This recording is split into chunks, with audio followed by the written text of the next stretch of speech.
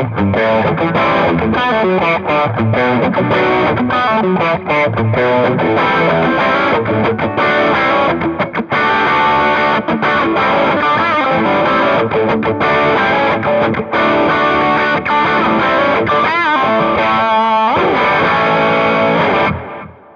it going, and welcome back to the channel. If you're new here, my name is Ricky Reed, and today we are going to be talking about how I got my dream amp. But of course it wasn't as smooth as I hoped. So the amp you heard in the intro is a 2-Rock traditional clean. It's just a great Fender style Dumble kind of combo. What really sets this amp apart from a normal deluxe reverb or maybe like a Dr. Z Z-Lux, any of that, it has so many mids and just a great thickness to it. So let me just start at the very beginning. How and why did I choose this amp? So I'm personally a big John Mayer fan. He's one of the big reasons that I find guitar so fun and just why I wanted to learn, right? And I spared you the John Mayer licks at the beginning, like everybody always does with the 2-Rock amp thing. So you're welcome. So as I knew that John Mayer was a fan of these amps and has used them in the past live or on studio recordings, I thought, why not? Let's listen to him and just kind of dive in deeper, right? Doing more research, I see that there's more artists that I already love using these amps. One of them is Ariel Posen. He's a Canadian guitar player and he's unreal. He's just so amazing. He uses actually the same exact model, the 2-Rock traditional clean.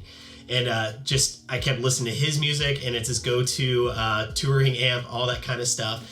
And from that point on, I was kind of sold. But of course, I still do all my research, right? I scour YouTube for every video, all the forums. I have honestly looked at every video that has a 2-Rock traditional clean in it.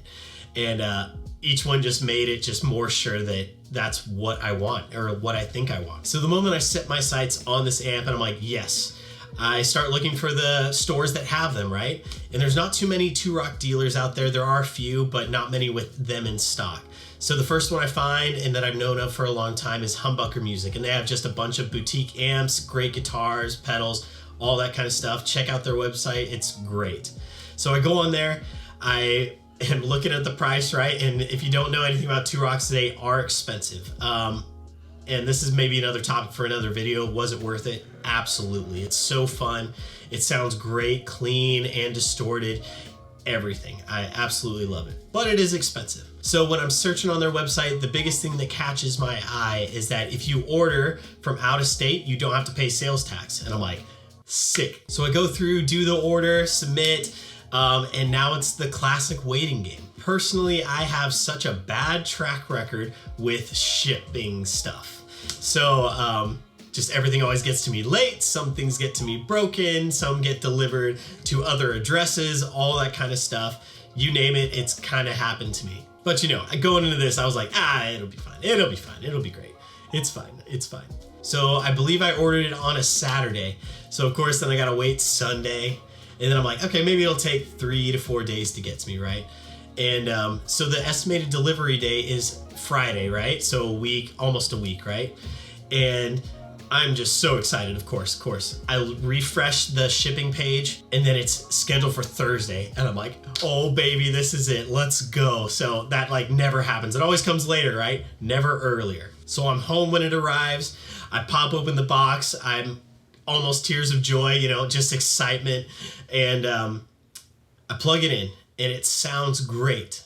But as I work my way up the neck, just playing different notes, I start to hear this vibration. I don't even know how to describe it other than you know that, oh, that's not good. It's like kind of like just paper rubbing against each other, just really sharp, scratchy sounds. And knowing that this is a clean amp and just doing that on clean sounds, I know that it shouldn't be distorting. It has so much headroom, and that's kind of why I chose this amp too. I'm like, I just want a clean pedal platform amp that has a little bit of character, but no distortion. So immediately I'm like, that's not right. So later that day, I take it into work. I'm still excited about it. You know, maybe it's just a fluke with electricity in my house, anything like that.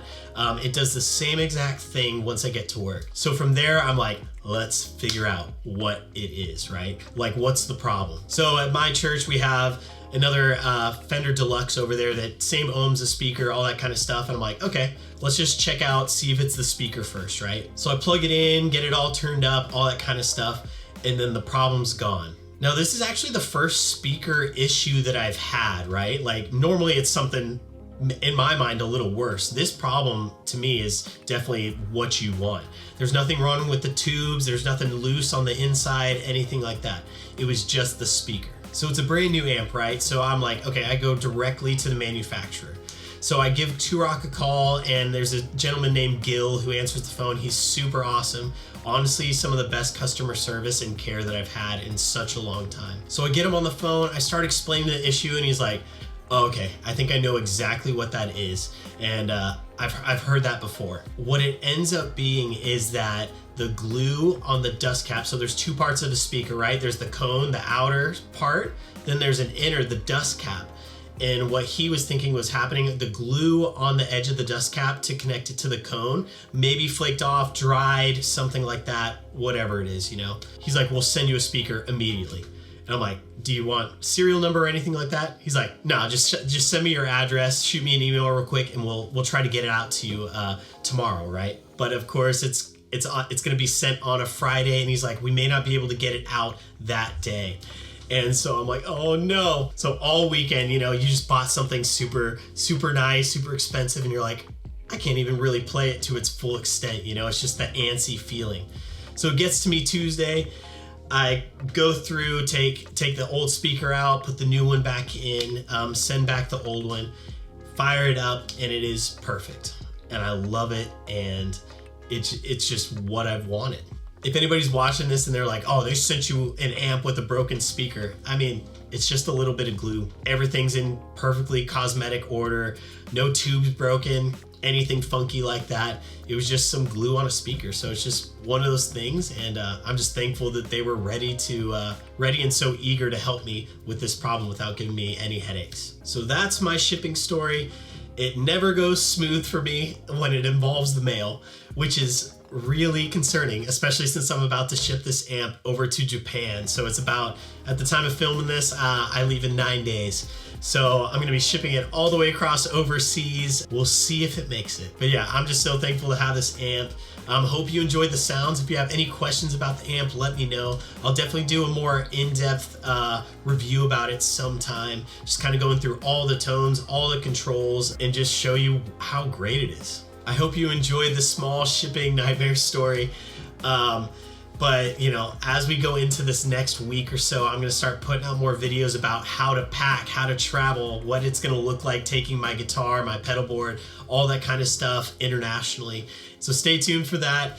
Let me know if you have any questions, and thank you so much for watching. My name is Ricky Reed, and have a good one.